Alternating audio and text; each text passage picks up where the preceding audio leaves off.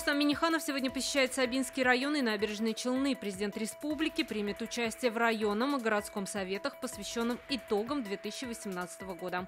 Напомним, Челны в этом году празднуют 50-летие КАМАЗа. Систему добровольной сертификации Росздравнадзора по качеству и безопасности в этом году внедрят в РКБ и МКДЦ. Об этом говорили на деловом понедельнике в мэрии.